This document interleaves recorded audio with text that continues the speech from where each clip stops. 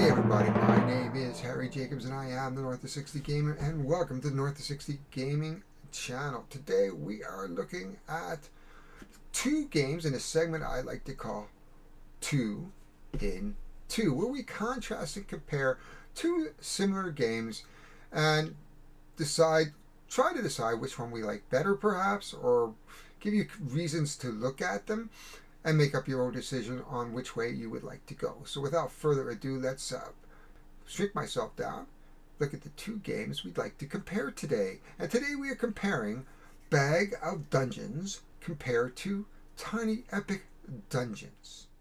Here we are, we have the two games compared side by side. First thing I want you to know that they're both relatively small box games.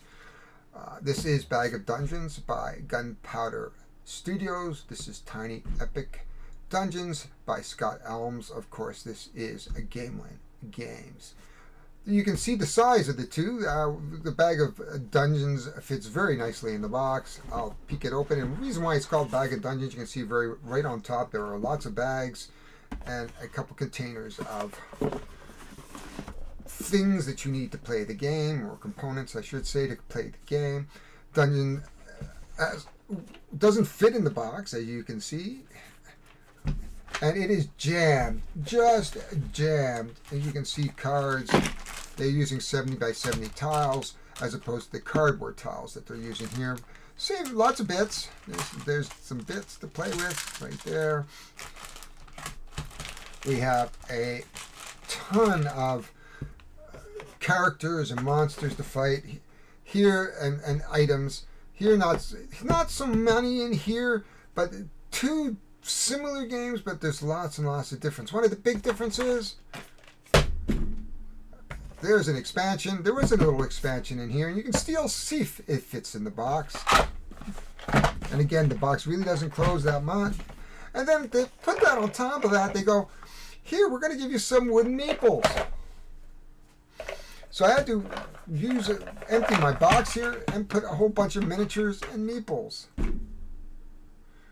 So all of a sudden, our small game has become a super giant game. And in fact, I put it all together in this bag here. It's because I'm taking it on and I wanted to keep them together, because if I'm going to lose it, I might as well lose it all. But first, let's contrast and compare. First of all, they are relatively about the same size on the table. I just did a playthrough of Bag of Dungeons. By the time you put your tiles out, you get about the same size. This is definitely a 5.55 game. Very quick to set up, very quick to learn, very quick to pull down. This is not a 5.55. This is far deeper in strategy than Bag of Dungeons. Bag of Dungeons, you get to see a little bit more in terms of monsters. You pull them out of bag randomly. You do so with here. You use cards. But you see the same four goblins. They rotate on as you open up rooms. So this is very goblin heavy. We don't see a lot of different monsters until you hit the minions. And depending on the number of players you're playing with, you may have anywhere from 2 minions to 4 minions. And then the boss monster. And then there's a variety of boss monsters. Here we only have one boss monster, which is the red dragon that you meet at the end. Here you will meet your boss monster when you find the exit somewhere in the last 3 or 4 cards. Here is driven by iconology. Oh my gosh. If you've ever seen my video, it's like hieroglyphics of the ancient times, where you're trying to interpret using the symbology of what each card means and what each icon means. This one is very simple in terms of combat. The hero rolls the dice.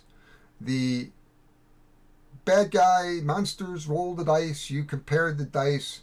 Whatever that gap is, one way or the other, somebody's taking damage, and it's generally a fight to the death. You can't escape, of course, but you're going to take damage when you escape. And if you leave it too late, you're going to die anyway. Here it's far more complicated. With the iconologies, free moves, combat.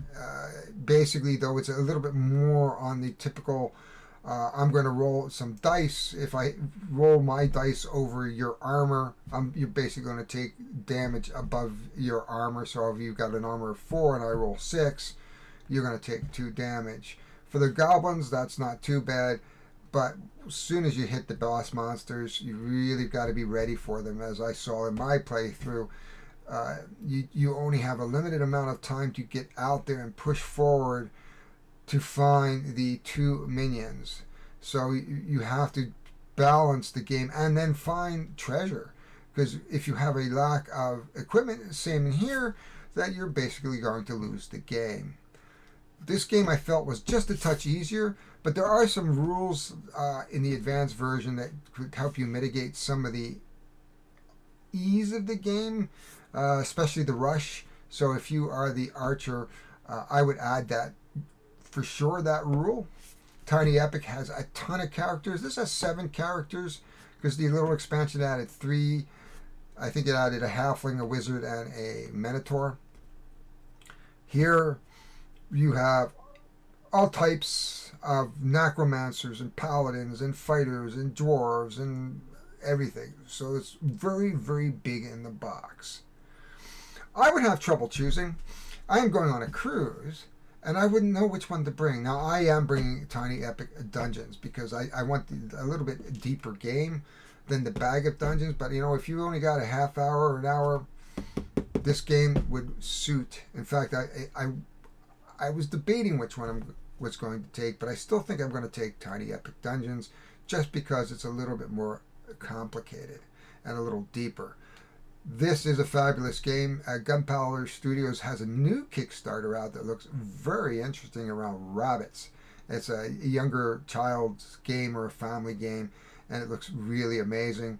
Tiny Epic just announced, I believe, a Viking game, Tiny Epic Vikings. So both these are very active design houses or publishers, and I'm looking to see some great things come out of Gunpowder Studios and more great things coming out of Gameland Studios with their Tiny Epic games, which are becoming less Tiny Epic. I would love to see them start putting in bigger boxes. Sorry, guys, I realize it's Tiny Epic, but it's time to be realistic that maybe Tiny Epic Dungeons needs a big box to go with it, just so you can store the components. Something they should have thought out perhaps on the Kickstarter if you're buying the deluxe version with all the wooden meeples, which probably most people would. Oh, I got a little shadows. I am still playing with my lighting. But that is it. That is the Bag of Dungeons. Both are tile-laying games. Both you explore your dungeons. You find stuff. You kill monsters at the very end. You try to kill the ultimate bad guy and get out of the freaking dungeon. That's it. My name is Harry Jacobs. Hit the like if you liked it. Smash the sub button. I really would appreciate that you follow along with my further adventures into dungeons and games and just general mayhem. Have a great day, folks. We'll talk to you later.